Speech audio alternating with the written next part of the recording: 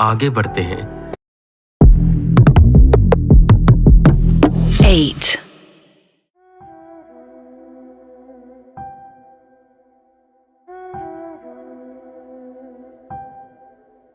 चारों तरफ गुप्त अंधेरा था।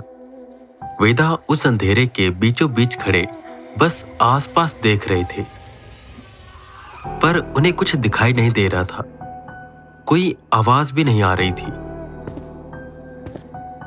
वो थोड़े कदम आगे बढ़ते हैं कि उन्हें किसी बच्चे के हंसने की आवाज सुनाई देती है। वो जैसे ही उस आवाज का पीछा करते हैं तो उन्हें भागने की आवाज आती है और फिर किसी लड़की की हंसने की आवाज। एक तो चारों तरफ अंधेरा था, ऊपर से ये आवाजें उन्हें थोड़ा डरा रही थी। वेदा अपनी आंखें बंद कर ध्यान करने लगते हैं कि कोई उन्हें धक्का मारता है जिससे वो नीचे गिर जाते हैं और फिर से हंसने की आवाज गूंजने लगती है। ऐसा लग रहा था जैसे यहां बच्चों की आत्मा है जो उनके साथ किसी तरह का खेल खेल रही है। वो उठे और भागते भागते उन आवाजों का पीछा करने लगे। काफी देर तक उन्होंने पीछा किया पर कुछ भी नहीं हुआ कि तभी उन्हें दूर से किसी और चीज की आवाज आई।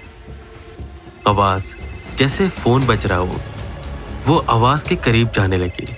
जैसे जैसे वो करीब जाते वैसे वैसे आवाज तेज होती जाती।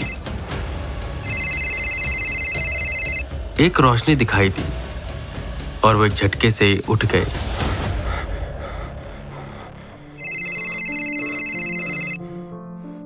जैसे ही वो उठे और जो उन्होंने देखा उससे उनकी सांसें तेज हो गई।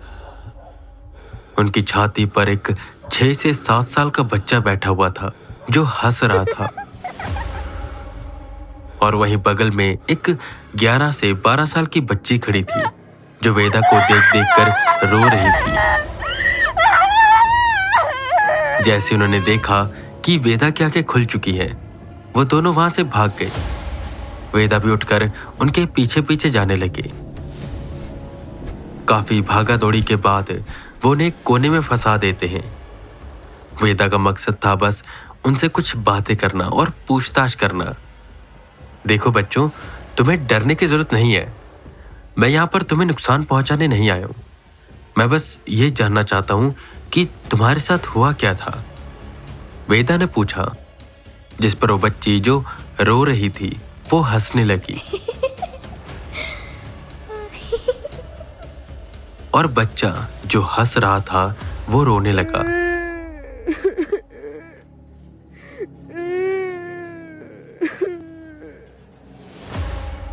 आर्यन कैमरा से ये सब देख रहा था कि तभी उसे बेसमेंट के टेम्परेचर में बहुत तेजी से गिरावट दिखाई दी।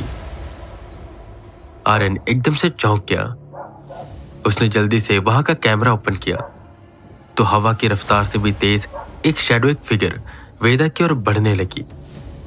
वेदा वहीं बच्चों से पूछ रहे थे पर वो बच्चे बस रोए जा रहे थे कि वेदा को एकदम से ऐसा लगा कि कुछ आ रहा है।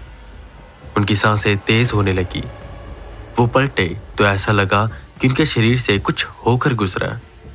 उनका पूरा शरीर हिल गया। वेदा वापस से बच्चों की ओर पलटे तो वहां पर कोई और भी था। कद में लंबा चौड़ा, फॉर्मल कपड़े पहने जो आधे फटे हुए थे। उसका चेहरा आधा सड़ चुका था और मांस गल कर नीचे गिर रहा था और उनमें कीड़े लग चुके थे।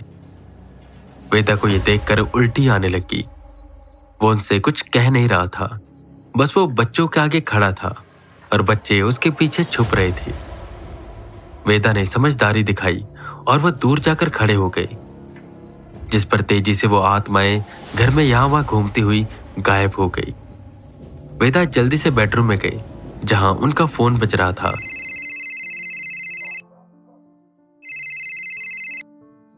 हेलो सर, कब से मैं आपको फोन मिला रहा हूं, आप जवाब क्यों नहीं दे रहे हो? आर्यन ने कहा, जिस पर बेड पर बैठते हुए वेदा कहते हैं, सॉरी आर्यन, ना जाने क्या हो गया था, मुझे काफी अजीब सा लग रहा था। सर वैसे वॉशरूम में हुआ क्या था? आप दीवार का सहारा लेकर आ रहे थे और बेड पर आते ही सो गए। आप ठीक तो है ना?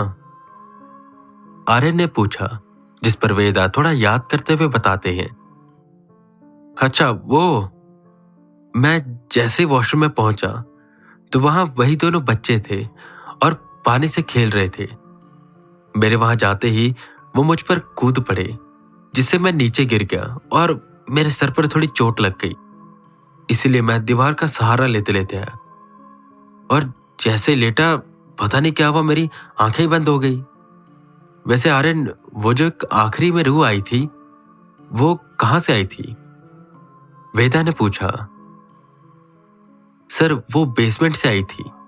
एकदम से वहां का टेम्परेचर डाउन होने लगा और हवा की रफ्तार से एक फिगर निकला जो सीधा आपके पास पहुंचा। सर मुझे तो मैटर खतरनाक लग रहा है, आर्यन ने कहा, जिस पर वेदा भी कुछ देर तक सोचते हैं और कहते हैं, हाँ आर्यन, मैटर तो कुछ है यहाँ पर। जैसे मुझे क्या लग रहा था ना कि यहाँ पर दो बच्चों की आत्मा है जो रात को बस खेला करती है। मैंने सोचा था उन्हें मुक्त करा दूंगा और सब कुछ ठीक हो जाएगा, पर शायद यहाँ पर एक और रूह है जो शायद इनके पिता हैं, क्योंकि जैसे वो बच्चे उनके पीछे छुप रहे थे ऐसा लग रहा था कि वो उसके पापा ही हैं और वो डर कर उनके पीछे छुप रहे और उनके पापा उन्हें बचाने आए थे। ऐसा करो आर्यन, अभी के लिए तुम सो जाओ, मैं भी सोने जा रहा हूं। कल एक बार सुमित जी और उनकी पत्नी को यहां पर लेकर आना, मुझे कुछ पूछना है। आर्यन ने हामी भरी और फोन रख दिया, जिसके बाद वेदा भी आराम से लेट गए, पर उन्हें नींद नहीं आ रही थी। उनके दिमाग में एक चीज घूम रही थी, वो रूह जो उन्हें उन बच्चों के पिता की लग रही थी, वो अब तक शांत क्यों थी? और क्या वही एक रूह है जो यहाँ पर है, या और भी रूहें हैं जो अब तक छुपकर बैठी हुई है? तरह तरह के सवाल वेदा के मन में घूम रहे थे। खैर, ये सब सोचते सोचते कमल की आंख लग गई, उन्हें पता ही नहीं चला।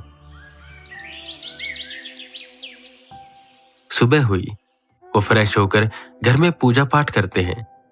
पूरे घर में कपूर का धुआं करते हैं, पर जैसे ही वो बेसमेंट में पहुंचे और कपूर का धुआं करने लगे तो वो धुआं अंदर रुक ही नहीं रहा था और बार बार बाहर जा रहा था। वो समझ गए कि जो भी है यहीं पर है। वो फिर पूरे घर में गंगा जल का छिड़काव करते हैं, पर जैसे ही बेसमेंट में आए उन्होंने गंगा जल छिड़का तो बूंदे जमीन पर पड़ते ही खून में बदल गई। यह बहुत बड़ा अपशकुन था। वेदा तुरंत मंदिर में गए और हनुमान जी की पूजा करनी उन्होंने शुरू कर दी। उन्होंने सुंदरकांड का पाठ शुरू किया। वो पढ़ ही रहे थे कि अड़चने आने लगी। तरह तरह की आवाजें उन्हें सुनाई दे रही थी, किसी के भागने की, चिल्लाने की और रोने की। ऐसा लगता कि जैसे उनके पास कोई आता है और छूकर भाग जाता है। तभी डोरबेल बजी। एक बार, दो बार, तीन बार, बार बार डोरबेल बज रही थी, जिससे वेदा ध्यान नहीं लगा पा रहे थे। वो किलस कर उठे और उन्होंने दरवाजा खोला तो आर्यन था जो बेल बजा रहा था, और उसके साथ सुमित और उसकी पत्नी भी थी। सिम्मी को वो घर पर ही छोड़कर आए थे और बेबी सिटर उसका ध्यान रख रही थी। वेदा को अब काफी चीजें जाननी थी और इस गुत्थी को जल्द से जल्द सुलझाना था।